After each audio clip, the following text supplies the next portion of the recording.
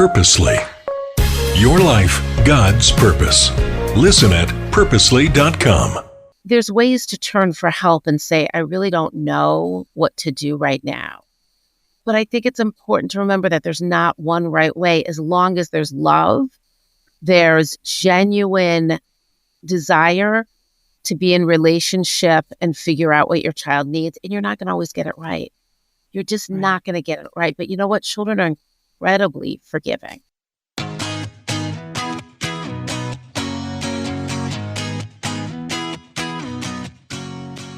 Hey friend, I'm Julie Lyles Carr, and this is the AllMomDoes podcast, where we want to come alongside you for the life you're living, the romance you're nurturing, the kids you're raising, the career that you're developing, all in the season and stage of life that you are in. And because of that, I was so thrilled. I opened my inbox and I had an email saying, hey, how would you feel about having Dr. Tovah Klein on? And I was like, pick me, because you're going to discover that she has some incredible insight when it comes to parenting our kids in ways that make them both good human beings, but also tough and knowing how to stand. I just can't wait for you to hear what she has to say. Dr. Klein is a psychology professor at Barnard College and Columbia University and director of Barnard College Center for Toddler Development. Yeah, you heard all that. So you probably want to get out a pen and paper, take a few notes, because this conversation is going to help you so much as you think about your own parenting and the goals that you have in your parenting journey. So, Dr. Klein, thank you so much for being with me today. Oh, thank you for having me.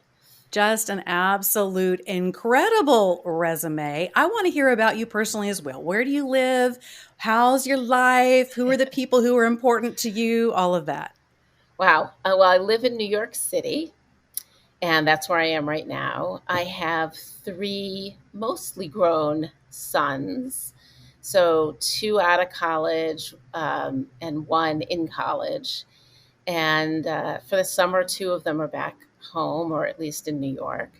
And I live in the city with various children and spouse and some other people living with us at the moment. So it's a very busy life. And we live right on a beautiful park in Manhattan. So I go for like a nice walk each morning if I can, with lots of green, which is, people don't realize that a place like New York City can have so much green, but it does. Right.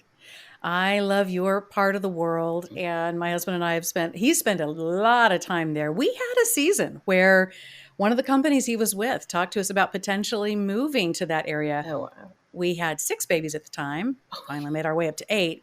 And I just ran through the logistics, Dr. Klein, of thinking, what would that be like, raising 6 kids in the city? And I decided maybe that was not the season, but we spend a lot of time back there. And I know that my husband would love to have some extended summers or something like that there. So it's just always fun to connect with someone who's there and live in that New York side, that lifestyle. So that's awesome. Well, tell me about how you became interested in your career in going down this lane of really looking at both child development, but also adversity, challenges that come up, and how that informs who we become as people and the things that we experience as we move through life. How did that interest begin? Yeah, it began a long time ago. I have spent, one of those people who can genuinely say I've always loved children from the time I was probably still a child myself, but I thought I wasn't. Right. I always watched children. I kind of observed myself and often thought, the adults don't really get what's going on in the child's world.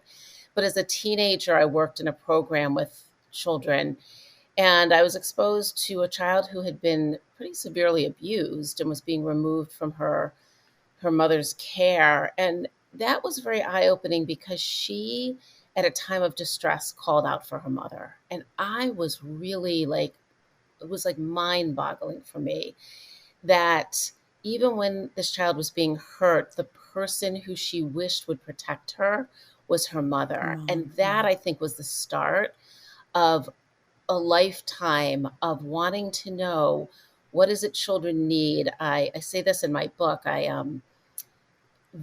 videoed the strange situation, which is what we use to study attachment. And this was it was just beginning that attachment research.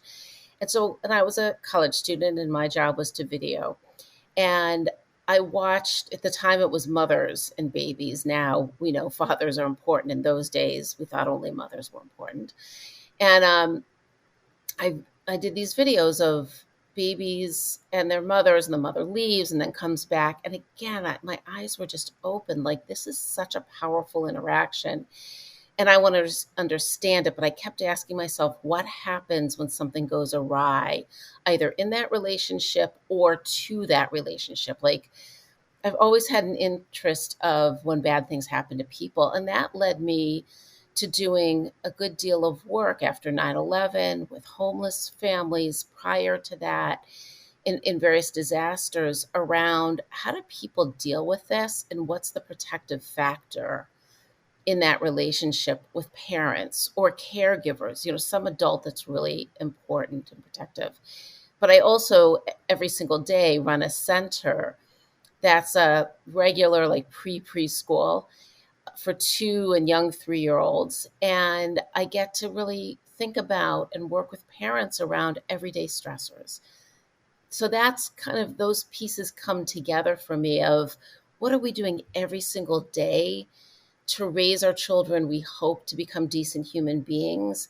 And a piece of that is to be able to handle life in its fullest. And that's the resilience piece. I want to hear your definition of resilience because I know this has been a drumbeat in your work and, of course, made it to the title of your newest book called Raising Resilience.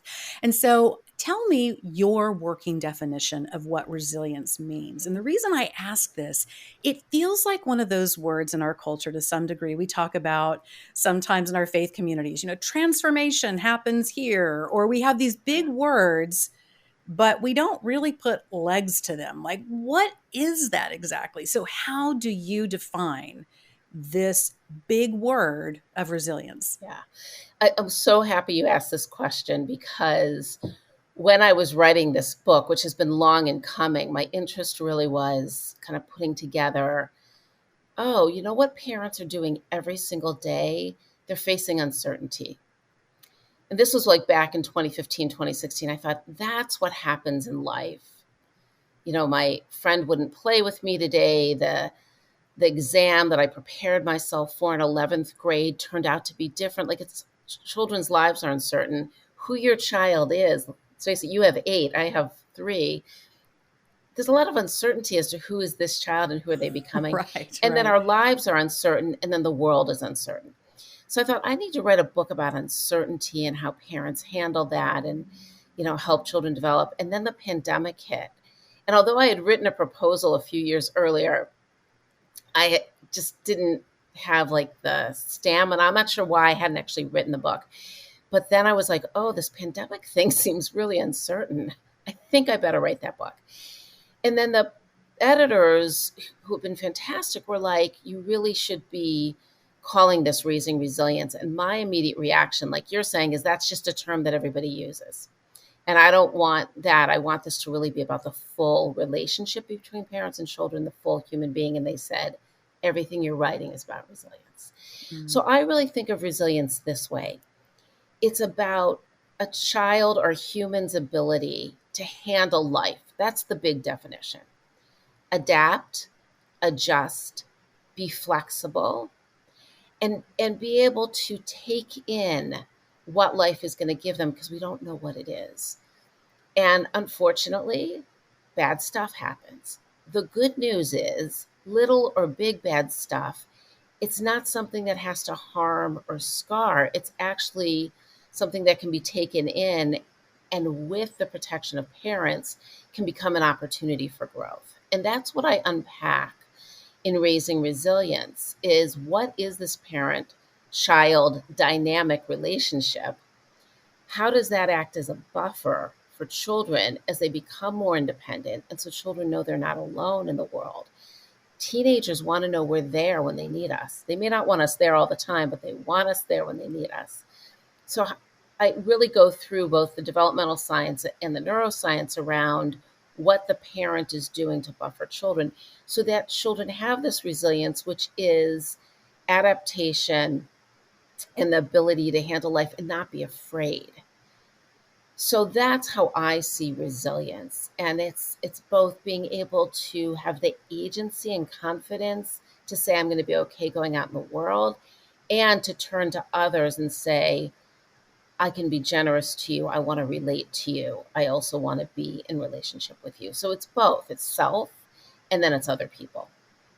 What is the interplay? Because, wow, I'm sure you have too, but in my parenting career, if you will, I've seen trends rise, fall, circle back, all kinds of things. And I'm mindful right now of when my oldest children, who are now launched and doing their thing, but there was a period of time where part of what was very much part of the parenting ethos was intense scheduling.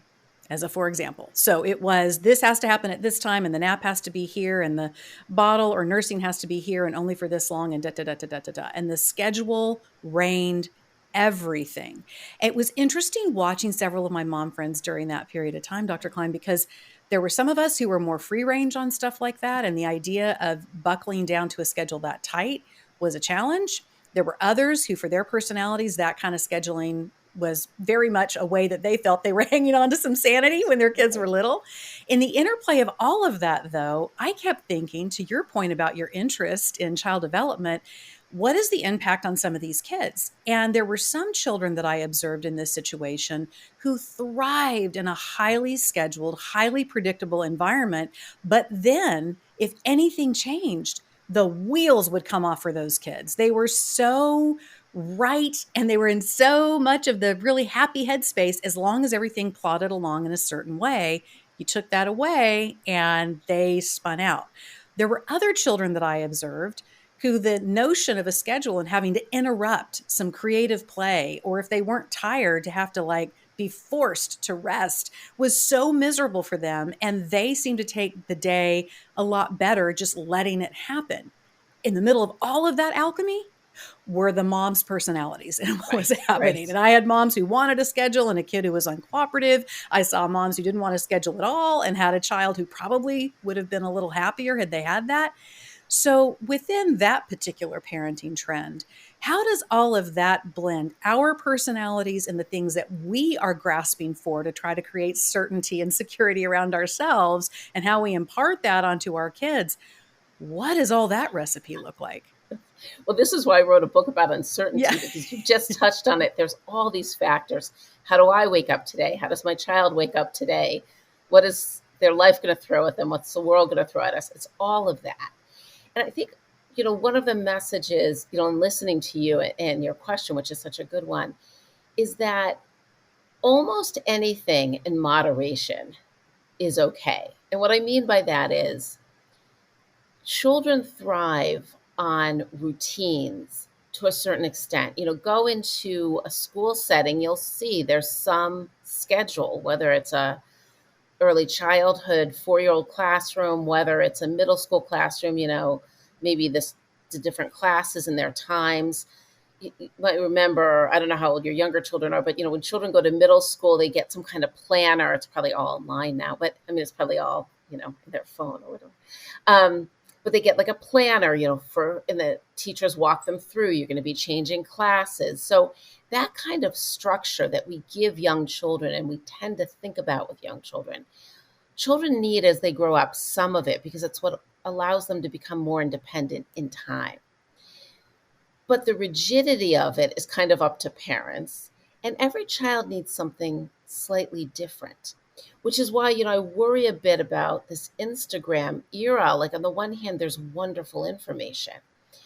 On the other hand, the idea that one soundbite could possibly help everybody worries me in this respect. Parents often feel like, well, I'm doing that, whatever, influencer I'm following, who I really value and trust, and I'm doing what they say, and it doesn't work. Doesn't mean there's something wrong with you or your child, because there's all these factors at play. Who is this child and what do they need? How much structure does this child need? How much can I wiggle with them? And how much do I need to help my very sort of, I'm going to say, rigid child who needs a lot of structure? How am I going to help them adjust to, well, even with a schedule, it's not always the same. And that's the piece where we bring ourselves into being a parent.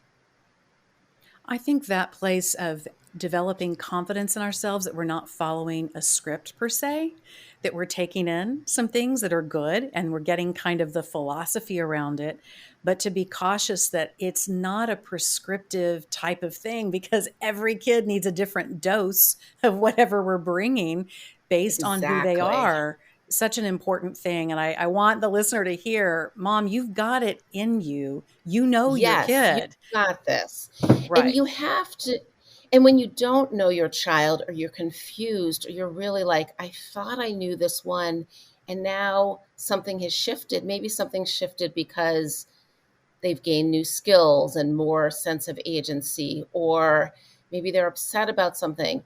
That's when you maybe turn to a friend who helps, a professional, a podcast like yours, right? There's ways to turn for help and say, I really don't know what to do right now. But I think it's important to remember that there's not one right way. As long as there's love, there's genuine sort of desire to be in relationship and figure out what your child needs. And you're not going to always get it right. You're just Right. not going to get it right. But you know what? Children are incredibly forgiving, thankfully, Right. when it's a loving relationship. And when you go back and say, I shouldn't have handled it that way, and I'm sorry about that, and I want to come back to you and tell you I still love you, and let's figure out another way to do this. They can be very forgiving and strengthened by those times that we kind of go awry.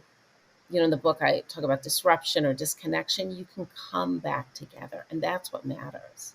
And that's really part of resilience, right? I mean, that's part of Totally. it, that ability to swing back. Thank you to our sponsor, George Fox University. George Fox University is unique. It is a Christ-centered, student-focused university where your student is going to be appreciated for the individual they are, the learning style, and the goals that they have, while also keeping focus on their relationship with Christ. I want you to go check it out at georgefox.edu. Again, that's georgefox.edu. Thanks so much for being our sponsor, George Fox.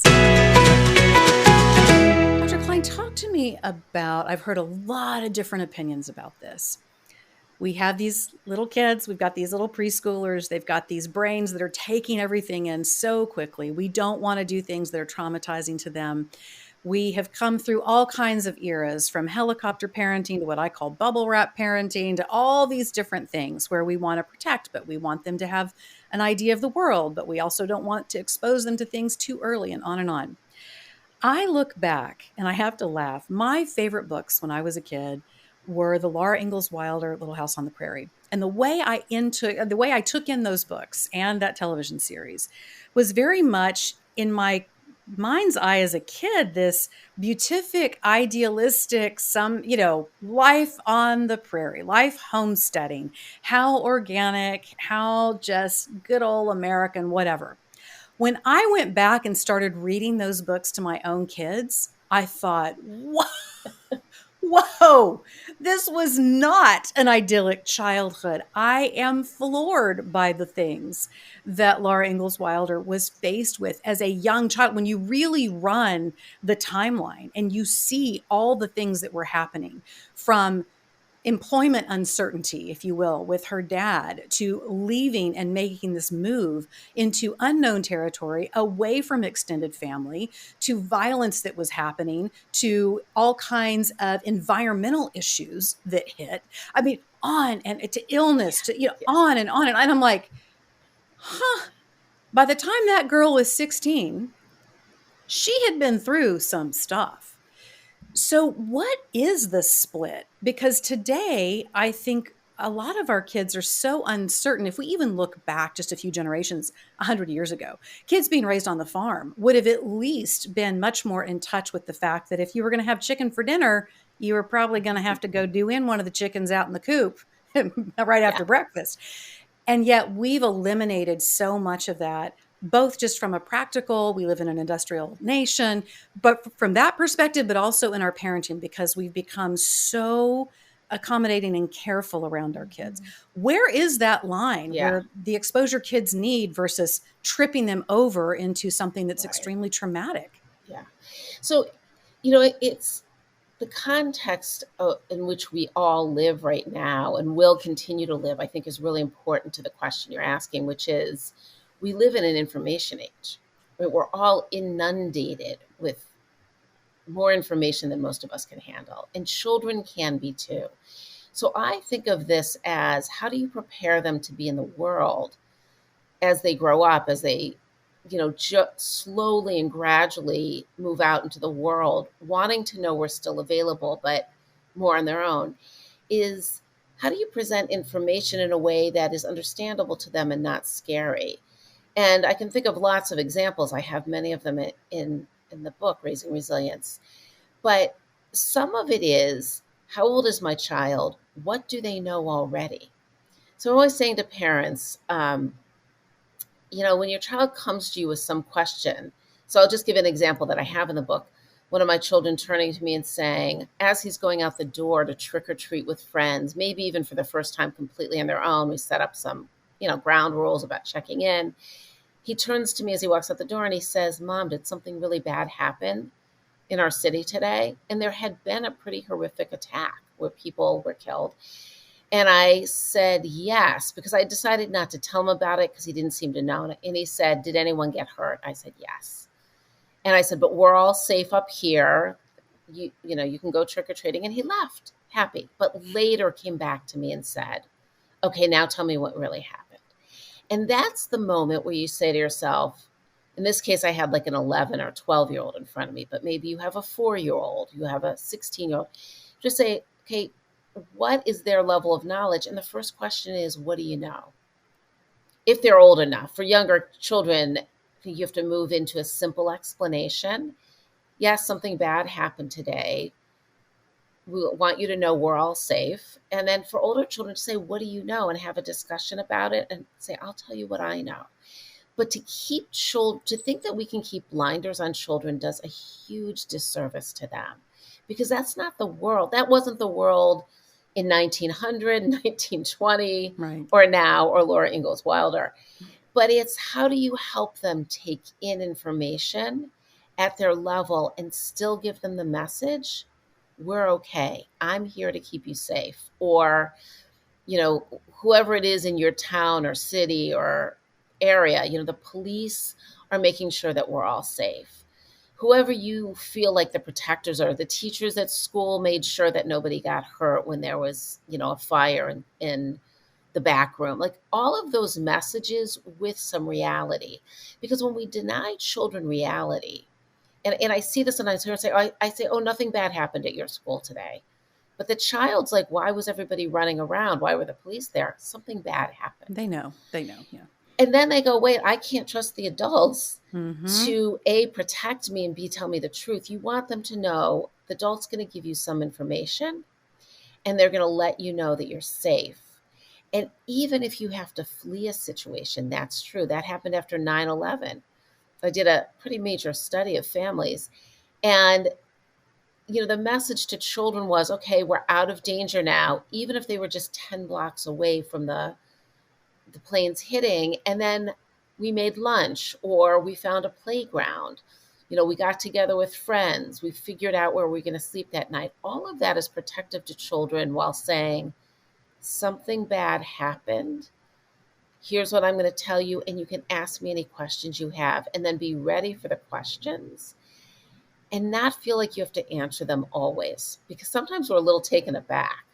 Or you don't know, you genuinely don't have an answer, but you can always say to a child, even a teenager, I'm not sure of that, but I'm going to find out, and, I'm going to let you know what I learned. That's an honest back and forth, and it's part of our relationship that says to children, I'll keep you safe. It makes me think about the point you made about you want your child to know they can trust you, that you will share information. I think about, and my mom and I ended up laughing about it after all was said and done, but she had in her mind a certain age and stage at which she was going to talk to me, and I'm going to use the euphemism in case we have a listener with kiddo listening in the backseat of the car. But she, had an age and stage that she thought it would be appropriate to tell me about the birds and the bees. And it fell about, 4-6 years too short. It It's just, and I can remember the sense as a kid when I started finding out some things, hearing some things, asked some questions, didn't get any straight answers, took myself to the library and educated myself in the medical aisle. I remember that sense of thinking, oh, bless her heart, she must not know. Like it is. So it became this place that could have been a moment, right, for some trust building. And because of the way she'd been trained and her Southern upbringing and on and on and on, it was a missed opportunity. That's okay. But it was fascinating in retrospect to see the struggle that she was having to accept in some ways that my generation was kind of maturing faster in some of these topics, was being exposed to more in these topics, meaning I was going to need information a lot sooner than what she had needed. And her desire to protect me and extend my childhood as long as she could. And I mean, all of those parts and pieces that go into a mom's heart for their child. And yet, at the end of the day, probably what would have been the better merit would have been, how do I establish trust with this kid, that this kid knows they can come to me with any question and I'm going to answer. Now, to your point, I love too, though, taking a beat on really understanding what your kid is asking. Mm-hmm. My mom told a funny story about a friend of hers where they had found some kittens in their yard. And they were all involved in helping foster these kittens and take care of these kittens and on and on. And one of the little boys said to the mom, "Mom, where do kittens come from?" And the mom went into a long soliloquy about all of the biology of where kittens come from. This kid, huge-eyed at the end, was like, "No, I mean, like, did these kittens come from the pet store? Yeah. Did somebody drop them off?" So being really careful to understand exactly what our kids are asking, I think, is also part of doing that read to understand what they're ready for, what information they need from us. I just love that you give that directive because I think it's really important. You have an analogy that you like to make when it comes to resilience, and it's called your broken bone analogy. Walk me through that analogy to help me understand. Yeah. I mean, I'm always careful to say, when you think about this concept of resilience, that it's something that happens in relationship. We're building it every single day in our relationship with our child, the back and forth with the child or teenager, really regardless of their age, and that it's a dynamic. And so in that, it's like you're building almost a muscle. But many years ago, I broke my arm. And I remember the doctor telling me, there was some surgery. It was a little complicated. And then as it was healing, they said, there's the bone and it's broken. And it was displaced, which means it was like this. And so then the bone calcifies around it. And then there's a bump, which I was very proud of in my early 20s. I liked that I had this bump on my arm. And that strengthening means that piece of the bone where it comes back together is actually stronger than before because it's recalcified. And really what we're doing by helping children through bad stuff, I mean, disappointments, frustrations, anger, friend won't play, all of those things, is we're helping them through. We're not avoiding it. And then saying, wow, that was kind of hard. And look, you came up with a way to handle that. Or isn't it nice that your friend said, I'll play with you tomorrow, even though I can't play with you today? Each of those sort of hurts, getting through, getting back up, is a strengthening. And imagine how scary it would be if life was just like skating on a, beautiful flat surface and it was always good, and then something bad happened. There would be no ability to handle it. And we actually know from the stress literature that what stress does, and I don't mean big bad things, but the kind of everyday stresses, just handling everyday life, is basically teaching or priming the brain to keep handling stressors. And so that's what I mean by the broken bone analogy, is that it's going to actually get stronger in time, but not if the child's alone, if they're in relation with an adult who can also take care of them and let them know you're not alone in this. I'm here for you. I think we often hear of children who felt they had varying levels of stress and trauma. and we see the outcome of that, but we don't factor in that potentially there was not a healthy, strong, resilient, flexible person who loved them, an adult, to help guide them through that they had too much on them. They were underparented. Yes. And so it's not, while it is, of course, about the stress and the traumas, that's not the only factor at play here. I appreciate you distinguishing that for us. Let's talk about a couple hot topics here, Dr. Klein. So I stated that with my older kids, I saw some different trends in parenting that came up with my younger, and now we're into the next generation. So I'm still having this window on the latest stuff when it comes to parenting. I've seen a lot, as you probably have as well, in the last 5-6 years about gentle parenting, which at first blush, I think looks really beautiful. And it seems like it's helping equip kids to talk about their feelings and on and on and on. But then I've also seen some things coming up, some memes and things like that on social media where in sometimes hilarious ways, moms are showing, hey, did all the gentle parenting things. The kid is still freaking out in the middle of the aisle at the grocery store. What do I do? But also all the way sometimes to parents saying, I feel sort of paralyzed by some of this because I don't feel like I can be the adult. I'm so busy being the moderator and the modulator for what's happening with my child emotionally. And sometimes we're going to have to do some things they don't like. And yet I'm struggling to know how to do that. We also are coming through a season, and we hear a lot of stuff about this, but everybody gets a trophy. Everybody gets a participation award. Nobody's going to be picked over this or that. There was even a trend a few years ago talking about eliminating our grading system in school because we didn't want kids to feel that they were less than if scholastically they didn't achieve XYZ. In all of that, I see a lot of well-intentioned sweetness and wanting to build compassion and wanting kids to have tools.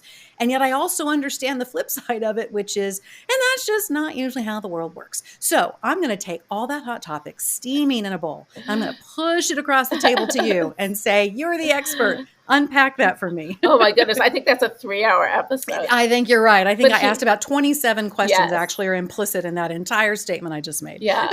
But I think you've actually very well pegged what parents face today if you take in all the information. So I'm going to start with this.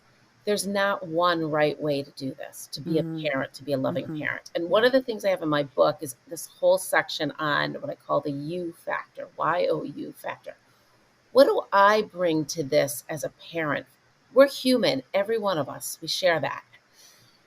We grew up somewhere. We had good things. We had not good things. We have wounds. We have joys. We bring all of that to being a parent.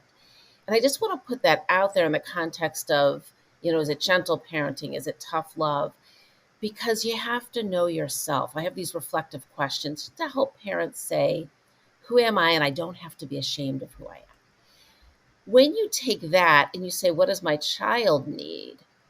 The commonalities that every child needs is love, care, protection, so they can build trust in themselves and in others.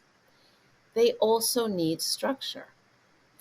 And so the confusing thing about gentle parenting, who wouldn't love a word gentle? It's a great word. It's a great word.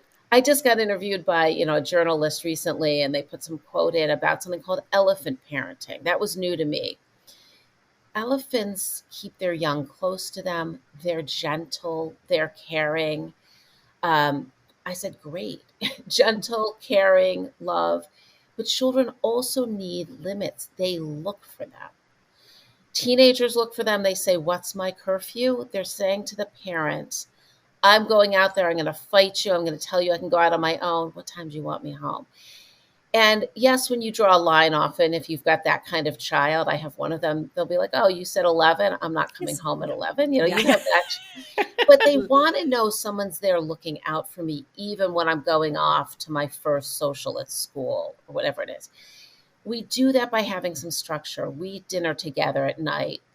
This on these nights when nobody has sports practice, or when they're younger, you can do it most nights. We have a bedtime, right? It doesn't mean they have to be in bed at 8:00 as opposed to 8:15, but you have a bedtime routine. You have an aim for your bedtime. That gives children a rhythm.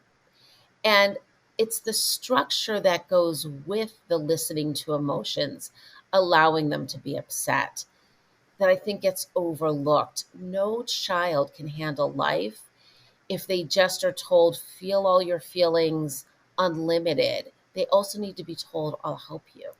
You're really upset. I'm here and I'm going to help you. I like Right? So that that's not distinction. shaming or shutting them down, but it's saying, I see you, I hear you, and I'm here for you. And that's, I think, the piece, my understanding of sort of the misinterpretations of a gentle approach is that that piece gets left out. It's time to leave. It's time to leave. You don't have to like it. And you can say that to your child. You're going to be really unhappy about it. That's empathy, but we have to leave grandma's house now. Right, right. Those little guideposts along the way are something solid, I think, that kids can hang on to, that can be really helpful when they are in the midst of feeling some big emotions. So I love that you have unpacked that for us. All right, Dr. Klein, give me, as we wrap up, I want to hear if I'm starting out today, and let's say I've got a 3 or 4-year-old, and I've had all this input coming at me, everything from you got to get them on a rigid schedule to no, you got to be super gentle to all the things. And yet I'm hearing you, and I know that what I really want is for my kid to be able to be flexible, to be strong, to be kind, all the things at whatever life is throwing at them. What is one thing I can start doing today to start building that culture and building that muscle, really making sure that I'm getting all that calcium into the bones Yeah. when it comes to resilience? So the one thing I think any parent can do, or every parent can do who's listening, is exhale. There's an information overload. So exhale and say, I've got this, and I'm the one who knows my child best. And I'm going to do my best to love this child. I'm going to make mistakes. We're going to get it wrong, and I'm going to still come back and work on loving this child. I think if you start from that place, that's what children feel genuinely. And you can move forward. But I have to add one more. I know you said one. No, do it. But yeah. they must have humor. You must have humor and be light on yourself, because there are going to be some really hard days. And even the kindest, most loving parent and child are going to have bad days. I love that you said that, because one of the things I'm sure my listeners heard me say before, if they've been with me for a while, is our family mantra early on turned into, hey, if we get through all this and we can say we laughed, then we've probably done some good. So I love that you say that. Well, Dr. Klein, tell us where we can find the book, Raising Resilience. I know that it's going to be coming out. I'm not exactly sure when this podcast episode is going to drop, so I want to make sure that the listener knows where they can find you online, find the book, all the things. Great. So I have a website. It's Tovah Klein, TOVAHKLEIN.com. And you can see Raising Resilience there. You can order it right now from any place that sells books. I'm also on Instagram, even though I worried about Instagram, and I'm on LinkedIn and Facebook as well, at Tovah Klein. Perfect. Well, I'll make sure that Rebecca gets that into the show notes. Listener, you know your directive there. The show notes have all the links and all of that good stuff, including a full transcript of the podcast if you want to go back and reread something or make sure that you've gotten it. So be sure and check out those show notes. Well, Dr. Tovah Klein, I cannot thank you enough for being on today, for sharing your incredible expertise and experience as you have dedicated your career to looking at our kids, their development, all the things that can make them strong. And of course, as I told you, I love your name, Tovah. Means God is good. It's so beautiful. Thank you again for being on the show. Well, thank you for having me. Real pleasure. All right, friend, go ahead and go look for all the good stuff with Dr. Tovah Klein in those show notes. And while you're at it, be sure and share the link from this episode with your friends who you know are in that place of wanting to do their best when it comes to their parenting, but might feel a little lost, or it might really encourage them and say, hey, you are headed in the right direction. So be sure and share that link. That's one of the best things that you can do for us when it comes to sharing the podcast. And that's just a big, big help.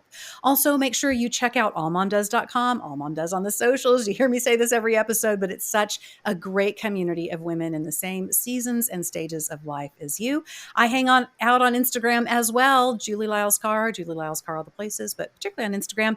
Hey, hit me up with a DM. Let me know topics or questions that you have for the show, and we'll be sure and get that into some of our production conversations, because what you are grappling with, what you want to know more about, that's what we want to be bringing you. So be sure and do that for me. And I will see you next time on the AllMomDoes podcast.